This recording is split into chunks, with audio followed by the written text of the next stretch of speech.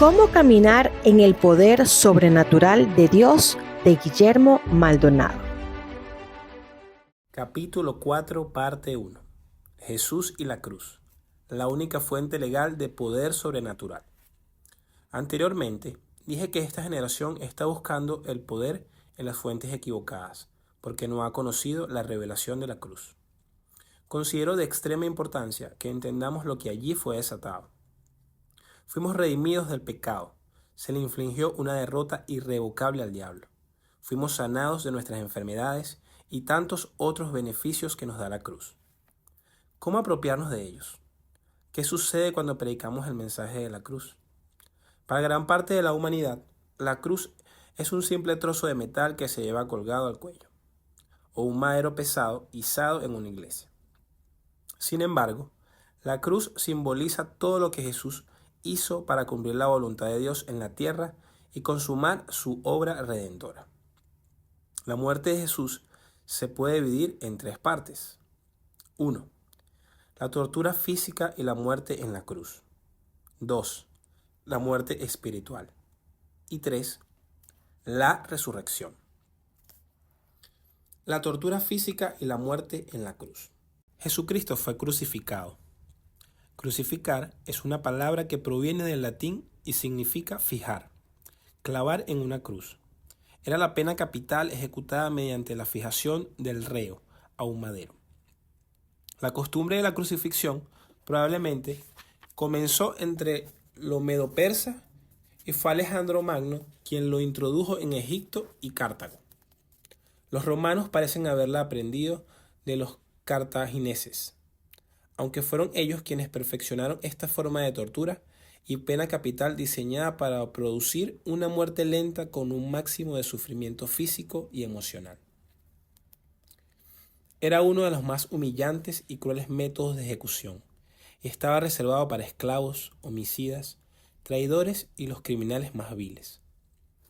La ley protegía a los ciudadanos romanos de la crucifixión, excepto en el caso que un soldado desertara del ejército. Para los judíos, un crucificado caía bajo maldición. Deuteronomio 21:22. Si alguno hubiere cometido algún crimen digno de muerte, y lo hiciereis morir, y lo colgaréis en un madero. Algunos puntos específicos que contribuyeron a la muerte física de Jesús. 1. Fue azotado. En la época de Jesús, el azote era un instrumento de castigo compuesto por varias carreas de cuero trenzado, cuyos extremos terminaban en varias bolitas o puntas de plomo, con trozos agudos de hueso o dientes de oveja afilados. Para imponer el castigo, el reo era desvestido y amarrado a un pilar. Los azotes caían sobre la espalda, el torso, los glúteos y las piernas. La severidad de los azotes dependía de la parte del cuerpo donde caían. La intención era debilitar a la víctima hasta dejarla al borde del colapso o de la muerte. Por costumbre, la sanción iba acompañada del escarnio y la burla de los verdugos. Con cada latigazo que recibía la víctima, las bolas de plomo causaban contusiones profundas, mientras los afilados dientes laceraban la piel y dañaban los tejidos subcutáneos. A medida que continuaba la tortura, los cortes eran más profundos y los músculos esqueléticos eran atrofiados al ser arrancados pedazos de carne sangrienta. El dolor y la pérdida abundante de sangre contribuyeron a una muerte rápida en la cruz, debido a un golpe circulatorio. 2. Mesaron su barba. Arrancarle el cabello o la barba es el mayor insulto que se le puede proferir a un hombre en Oriente, ya que en esas culturas la barba destaca tanto la virilidad como la dignidad masculinas. Por esa razón, los judíos la dejaban crecer y se esmeraban en cuidarla, pues Dios había ordenado que los varones no se cortaran la punta de la barba. Vea Levítico 19:27. Afeitarse la barba o cubrirla era una señal de humillación, pesar o luto. Arrancarle la barba fue no solo humillante, sino también doloroso para Jesús. Isaías 56. Di mi cuerpo a los heridores, y mis mejillas a los que me mesaban la barba. No escondí mi rostro de injurias y de esputos. 3.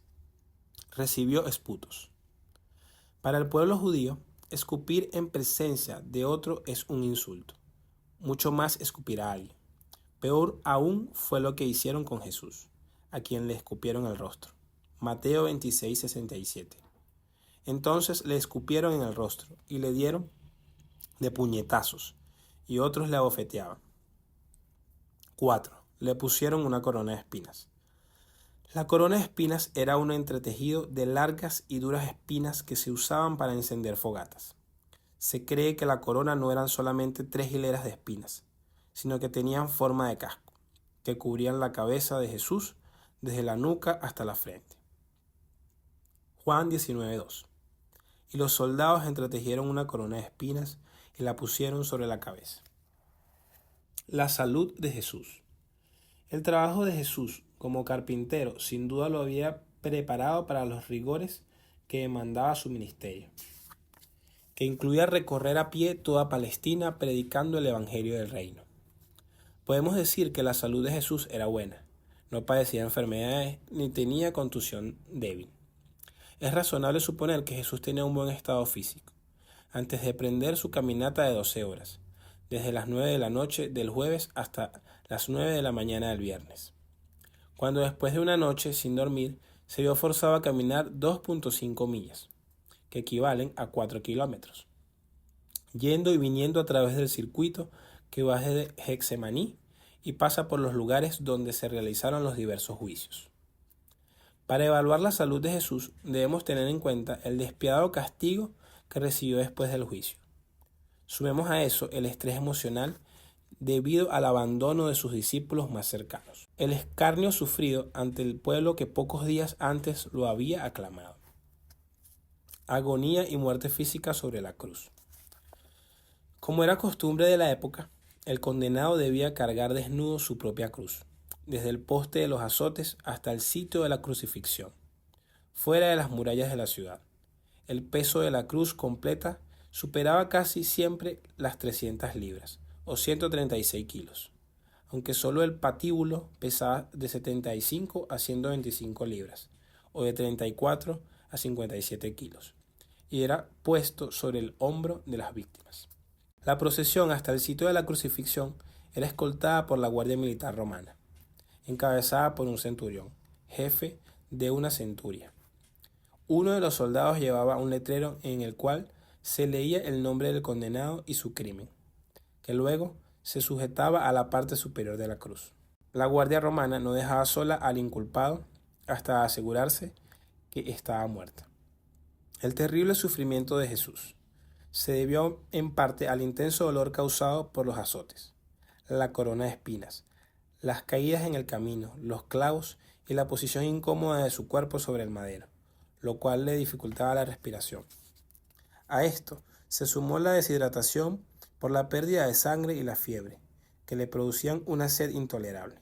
Además, hay que agregar la afrenta que sufrió al verse desnudo ante sus encarnecedores, quienes lo insultaban. En el sitio de la ejecución, por ley, a la víctima se le daba a tomar vino mezclado con mirra, brebaje que servía como suave analgésico, el cual Jesús se rehusó a beber. Vea Marcos 15:23. Al momento de la crucifixión, el criminal era lanzado al suelo sobre su espalda, con los brazos extendidos. Allí le amarraban o clavaban las manos al travesaño y los pies al patíbulo. Aparentemente, los romanos preferían clavar las manos. Recientemente, los arqueólogos descubrieron un cuerpo crucificado, encontrado en un osario cerca de la ciudad de Jerusalén, que datan de la época de Jesús.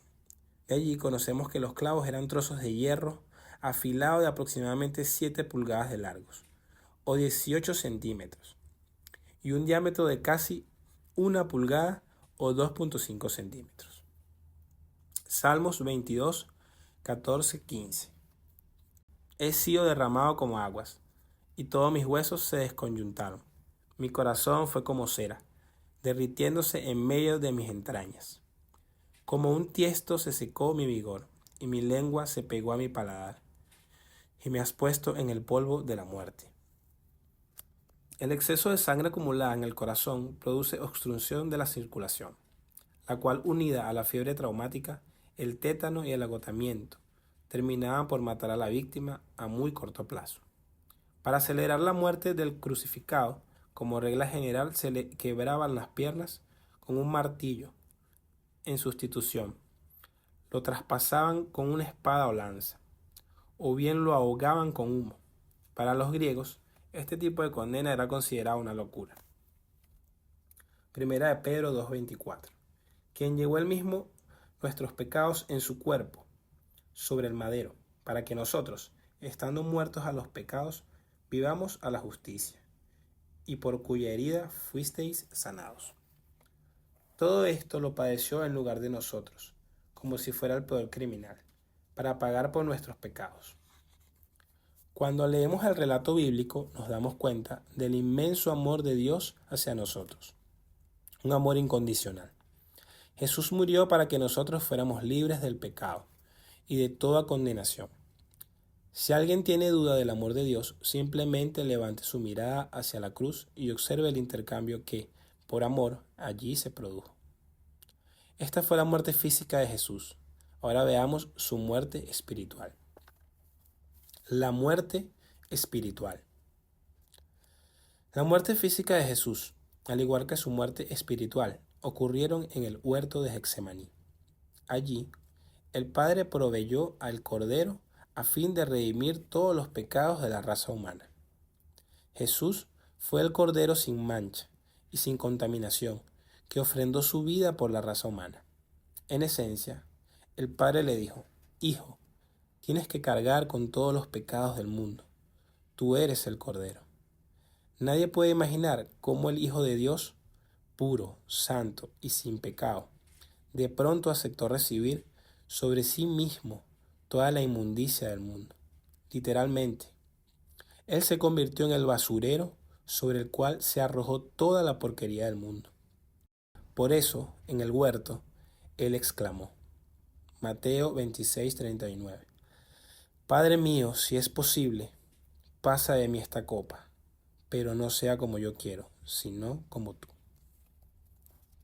Si usted considera que el dolor físico experimentado por Jesús en el Calvario fue horrible, mayor fue aún su sufrimiento espiritual.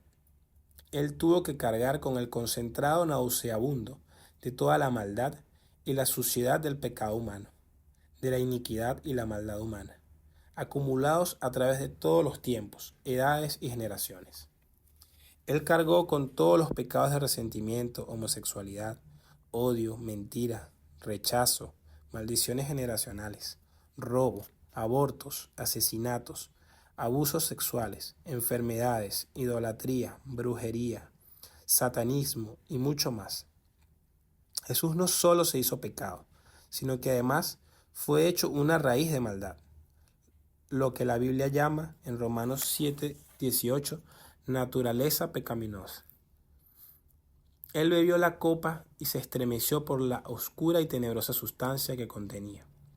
En esa condición subió a la cruz y de allí clamó, Dios mío, ¿por qué me has desamparado? Mateo 27:46. Por primera vez y única vez el Padre y el Hijo se separaban, porque la iniquidad del hombre levantó una barrera entre ellos. Ese no fue un momento de comunicación con Dios, como los que vivieron algunos mártires de la iglesia cristiana mientras eran apedreados, quemados o devorados por leones. En aquellos casos, la presencia de Dios inundaba su ser y su gracia les ayudaba a morir en paz. En el caso de Jesús no fue así. Jesús quedó completamente solo, apartado de la presencia del Padre y privado de su gracia.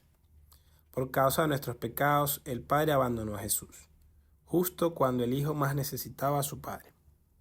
Entender esto debe llevarnos a amar más a Dios y a odiar el pecado tanto como Él lo odia. Juan 19:30. Cuando Jesús hubo tomado el vinagre, dijo, consumado es. En griego, la palabra para consumado es tetelestai, que significa Está finalizado, terminado, completo, pagada la deuda, satisfecha, acabada, cumplida. En otras palabras, Jesús dijo, ya no queda deuda, todo ha sido pagado por completo. No existe más deuda por pecados. El grito de Jesús al expirar no fue un grito de dolor ni de angustia. Por el contrario, fue un grito de victoria, como el de un gladiador tras ganar un combate. Al presenciar la muerte de Jesús a la luz de los evangelios, podemos percibir lo cruel y horrible que fue. Todo lo que Jesús hizo en la cruz lo hizo por amor a nosotros. Su muerte física y espiritual desató el poder sobrenatural que necesitábamos para ser perdonados, sanados y liberados. En el mismo instante que Jesús murió, el velo del templo se rasgó, de arriba abajo, significando así que el camino hacia el lugar santísimo ahora está abierto. Entonces, las tumbas de muchos de los santos fueron abiertas y comenzaron a caminar por la ciudad. Después de que Jesús entregó su espíritu y murió, el centurión que permanecía en guardia al pie de la cruz quedó maravillado al ver que Jesús estaba totalmente a cargo y en control de su propia ejecución, hasta el punto que escogió el momento de su muerte. Lo que vio lo dejó asombrado, y no le quedó más que arrodillarse y reconocer que Jesús verdaderamente era el Hijo de Dios. Vea Mateo 27:54. La resurrección. Mateo 12:40. Pero así como 3 días y 3 noches estuvo Jonás en el vientre de un gran pez, también 3 días y 3 noches estará el Hijo del Hombre en las entrañas de la tierra. El pecado y la muerte habían sido derrotados, pero todavía quedaban cosas pendientes. Tal como Jesús había profetizado, tenía que ir al infierno, porque la justicia de Dios así lo demandaba. Allí le quitó las llaves del infierno y de la muerte a Satanás. El aguijón de la muerte no lo pudo retener.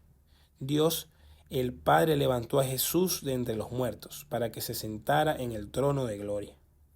Dios le dio todo el poder y autoridad en los cielos y en la tierra. Entonces, Jesús nos dio el mismo poder y la misma autoridad para ir en su nombre a proclamar el evangelio del reino a todo el mundo. Hechos 1:8.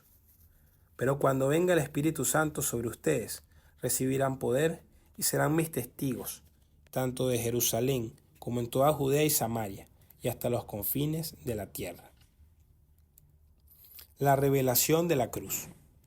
La cruz es el sacrificio que Jesús ofreció por la raza humana, con todas sus consecuencias y beneficios. La cruz implica 2 roles fundamentales para el Hijo de Dios. 1. Jesús es el sacerdote que ofrece sacrificio. Hebreos 7:26-27. Nos convenía tener un sumo sacerdote así, santo, irreprochable, puro, apartado de los pecadores y exaltado sobre los cielos, que no tiene necesidad cada día, como aquellos sumos sacerdotes, de ofrecer primero sacrificios por sus propios pecados y luego por los del pueblo, porque esto lo hizo una vez para siempre, ofreciéndose a sí mismo. 2. Jesús fue el sacrificio. La sangre de machos cabríos y de toros y las cenizas de una novilla rociadas sobre personas impuras las santifican de modo que quedan limpias por fuera. ¿Cuánto más la sangre de Cristo, el cual mediante el Espíritu Eterno se ofreció a sí mismo sin mancha a Dios? Hebreos 9:13-14. La palabra eterno significa que supera los límites del tiempo. El evento de la cruz cambió la historia, pero fue más allá. Incluyó el pago de todos los pecados de la raza humana, de todas las edades, de todos los siglos y milenios, del pasado, presente y futuro, incluso los pecados de todos los que aún no han nacido. La cruz es la base de Dios para una total y absoluta provisión al ser humano. Todo lo que necesitamos en este tiempo y en el venidero, sea mental, emocional, material, financiero o espiritual, sea poder, autoridad, amor, salud, sanidad o cualquier otra cosa, ya fue provisto en la cruz.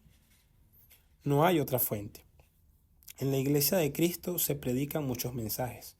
Las librerías están llenas de todo tipo de libros que cubren el espectro total del saber cristiano. Y todos ellos son buenos, pero ninguno funcionará si no nos apropiamos del poder de la cruz. La cruz es la única fuente genuina de poder sobrenatural. Es tiempo que la Iglesia predique el mensaje de la cruz. Este tiene que ser el centro de todo mensaje. Debe tener toda nuestra prioridad. No podemos opacar la obra de la cruz como lo hicieron los Gálatas. Dios le dijo al pueblo judío al salir de Egipto que cuando levantaran un altar no pusieran nada alrededor, ni árboles, ni decoraciones, ni otros objetos que separaran a la gente de su presencia. Este es un ejemplo para nosotros. No podemos rodear el mensaje de la cruz con nada que le robe la atención o le quite supremacía a Jesús. Ninguna religión en el mundo tiene nada que pueda concordar con el mensaje de la cruz. La cruz, ¿es algo abstracto o una realidad? Los filósofos hacen especulaciones en lo abstracto, pero el mensaje de la cruz es un acontecimiento real en la historia y en la eternidad. No hay otra posibilidad, es una realidad y una verdad. Es el evento más importante de la historia. Cuando dejamos de poner la cruz en el centro, nuestra fe pierde significado y terminamos enredados en medio de un montón de tradiciones, regulaciones, legalismos y estatutos, imposibles de obedecer. ¿Qué poder sobrenatural desató Jesús en la cruz? Gálatas 3, 1-3.